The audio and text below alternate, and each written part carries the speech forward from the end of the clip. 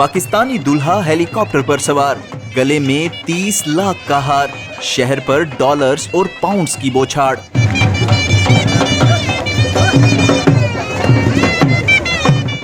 जेहलम की तहसील सोहावा में हुई तारीख की महंगी तरीन और अनोखी शादी।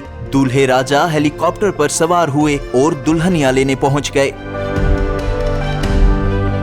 दूल्हे ने 30 लाख की मालियत का डॉलर्स और पाउंड से बना हार पहना, हेलीकॉप्टर पर शहर का चक्कर लगाया और 20 लाख रुपए शहर पर निछावर कर दिए।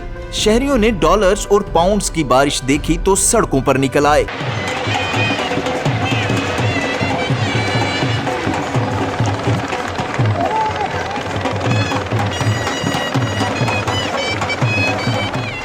जनाब असा कहने सारे मेहमान खुश आमदीद कहने तो माशाल्लाह जबरदस्त प्रोग्राम होया है। तो जनाब असा चाहने सा कि बच्चे ने धूमधाम नाल शादी है, पूरी जिंदगी परदेस बच्चे कटिया, असा भी कटिया, अपने मुल्क की शादी की बच्चे ने कि चलो इतना रौनक होनी चाहिए, अपने मुल्क की अवाम की फायदा होना चाहिए। सिर्फ यही नहीं, बारातियों के लिए महंगी और लग्जरी 50 गाड़ियों का इंतजाम भी किया गया था।